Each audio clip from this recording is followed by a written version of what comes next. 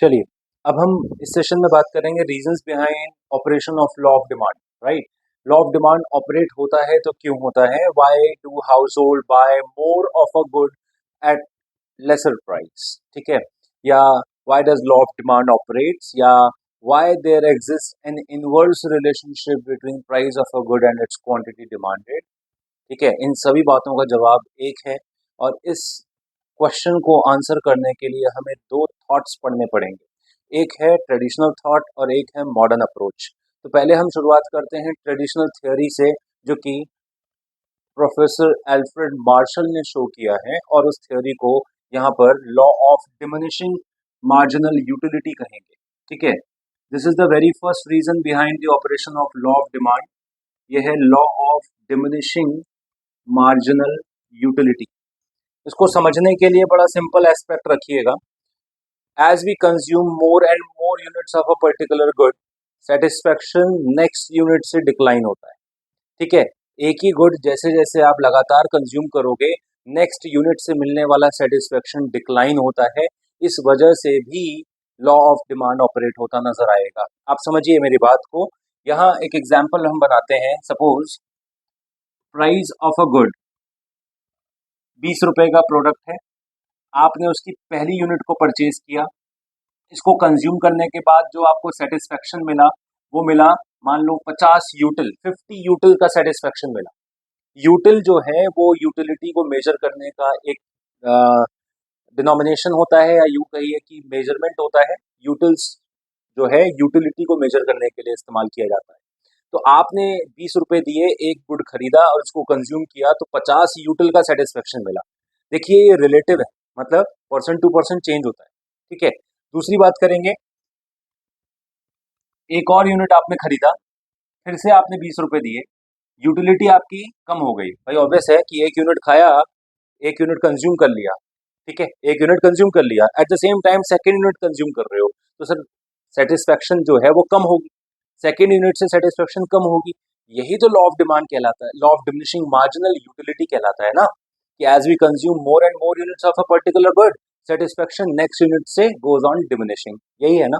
आइए, so satisfaction decrease हो गई sir. At the same time third unit आपने कंज्यूम किया, 20 रुपए दिए, सेटिस्फेक्शन डिक्रीज होकर कितनी हो गई, 20 हो गई। अब मुझे ये बताइए, 3 यूनिट खा चुके हो, 20 रुपए दिए, प्रोडक्ट खरीदा, कंज्यूम किया, 20 यूटिल का सेटिस्फेक्शन मिला।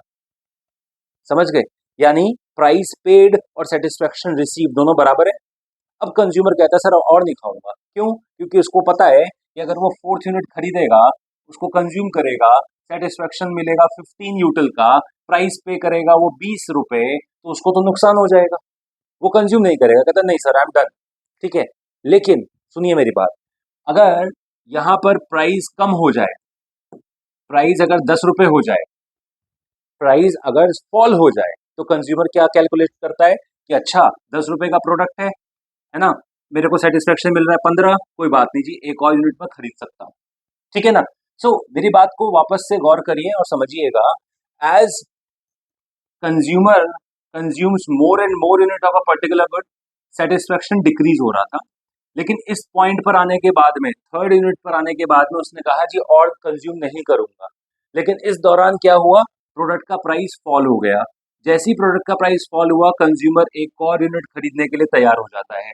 यहाँ पर इस चीज से हमें अपना लॉ ऑफ डिमांड नजर आया। कैसे? कि यहाँ प्राइस ऑफ प्रोडक्ट फॉल हुआ, तो उस प्रोडक्ट की डिमांड को इंक्रीज होता हुआ देखा गया। यहाँ पर हमें अपना लॉ ऑफ डिमांड दिखाई देता है। मैं आपको यहाँ समझाता हूँ सिंपल करके कि law of demand is based on law of diminishing marginal utility. सुनिएगा, since additional unit gives less satisfaction to the consumer, अगली यूनिट से कम सेटिस्फेक्शन मिल रहा है ना कंज्यूमर को, so more units of the same good will be demanded only at lower price. ठीक है, more units of the same good will be demanded only at lower price. Third unit के बाद वो आगे तभी खरीदेगा जब प्राइस कम होगा। This is the very first reason behind the operation of law of demand. ठीक है, सो ट्रेडिशनल थ्योरी में आपने पढ़ा पहला reason law of diminishing marginal utility, जो बेस बनाता है, रीजन है किसका, किसका, लॉ ऑफ डिमांड के ऑपरेट होने का। सेकेंडली यहाँ पर आइए, सेकेंड थॉट आता है वो है नंबर ऑफ कंज्यूमर्स का, नंबर ऑफ कंज्यूमर्स। ठीक है, इसके लिए मैं एक एग्जांपल देता हूँ। सपोज प्रोडक्ट का प्राइस था 1000 रुपीज, 1000 रुपये, और उसकी डिमांड करते थे कुछ लोग 1 यूनिट। ठीक है, अभी इसका प्राइस क्या हो गया, 500 रुपये हो गया, मीन्स प्राइस फॉल हो गया। तो इसकी डिमांड क्या होगी, इसकी डिमांड ज्यादा करी जा सकती है। अब आप ये सुनिएगा, जब प्राइस फॉल हुआ डिमांड बढ़ी, लेकिन डिमांड दो तरीके से बढ़ेगी। पहला, new buyers will enter the market, और दूसरा, old buyers will demand more, will buy more, and new buyers will enter the market. मतलब समझिएगा, अगर प्रोडक्ट 1000 रुपये का था, ठीक है, 1000 रुपये का था, जो लोग खरीदते थे, अभी प्रोडक्ट 500 रुपये का हो गया, तो इस डिमांड तो बढ़ेगी, लेकिन डिमांड बढ़ेगी दो तरीके से। कैसे? नए buyers will enter the market, यानी जो 1000 रुपये पे अफोर्ड नहीं कर पाते थे वो अब 500 रुपये पे खरीदने लग जाएंगे। प्राइस कम हुआ है, सस्ता हुआ है, तो दे कैन अफोर्ड, है ना। न्यू बायर्स मिलेंगे आपको, और पुराने वाले कौन, जो ओल्ड बायर्स थे हमारे, जो 1000 रुपये पे भी खरीदते थे, यहाँ यहाँ 500 रुपये पे ज्यादा खरीदेंगे, प्रोवाइडेड गुड नॉर्मल है, प्रेस्टीज गुड नहीं है, नॉर्मल गुड है। ठीक है, तो दे विल बाय मोर, क्यों? क्योंकि उनके पास 500 रुपये बच रहे हैं। भाई पहले 1000 का था, अभी 500 का प्रोडक्ट हो गया, 500 रुपये बच रहे हैं, तो आप डिमांड ज्यादा कर सकते हो।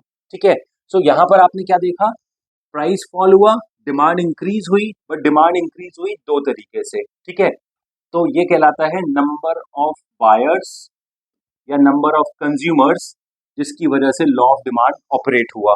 ठीक है जी, ये आपने सेकंड रीजन पढ़ा। और तीसरा रीजन ट्रेडिशनल थ्योरी में आता है जी, वो है diverse uses of a good. Diverse uses of a good, diverse uses का मतलब समझिएगा, एक एग्जांपल है, जैसे मिल्क का एग्जांपल ले लेते हैं।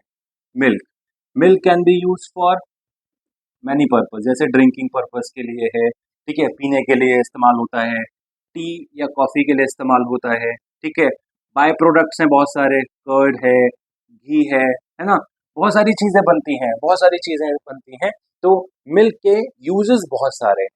ठीक है सर, अच्छा अब सोचिएगा, मिल्क का प्राइस चल रहा है 66, और डिमांड कर रहे हो आप 3 लीटर की, 3 लीटर की डिमांड कर रही है कोई फैमिली, प्राइस है 66 रुपीज पर लीटर, और 3 लीटर मिल्क एक दिन में कंज्यूम किया जा रहा है एक फैमिली के द्वारा। ठीक है, अभी प्राइस मान लो 60 हो गया, प्राइस कम हो गया, इन्होंने डिमांड कर दी 4 लीटर की। क्या हुआ, जैसे ही मिल्क का प्राइस कम हुआ, तो फैमिली ने मिल्क की डिमांड बढ़ा क्यों दी?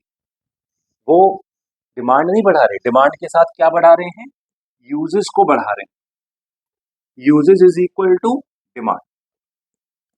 डिमांड बढ़ाने का मतलब क्या है, मिल्क के यूजेस बढ़ा दिए। अगर यही मिल्क का प्राइस 66 से 70 हो जाता तो डिमांड कम हो जाती। वो कहते हैं कि नहीं, 3 के बजाय अब आप क्या करो, 2.5 लीटर, 2.5 लीटर दूध दो, क्यों, महंगा हो गया। तो इन्होंने क्या किया, मिल्क के यूजेस को कम कर दिया होगा, कि भाई सिर्फ पीने के लिए या चाय कॉफी के लिए इस्तेमाल होगा, है ना। अगर सस्ता हो गया तो पीने के लिए, चाय कॉफी के लिए, कर्ड के लिए, घी के लिए, जितने भी बाय प्रोडक्ट्स हैं, है ना, वो घर में ही बन रहे हैं। So this is what, uses बढ़ा देंगे आप तो डिमांड बढ़ेगी, यूजेस को कम कर देंगे तो डिमांड कम हो जाएगी। और यूज किसके आधार पर टिका हुआ है, किसके बेसिस पर टिका हुआ है, प्राइस के बेसिस पर। कि जी सस्ता कर दो तो मैं यूज ज्यादा करूंगा तो डिमांड ज्यादा करूंगा, और महंगा कर दोगे तो मैं यूज कम करूंगा, यूज कम करूंगा तो डिमांड कम हो जाएगी। सिंपल थ्योरी है। ठीक है, so diverse uses of a good, ये भी फैक्टर है जो डिमांड को इन्फ्लुएंस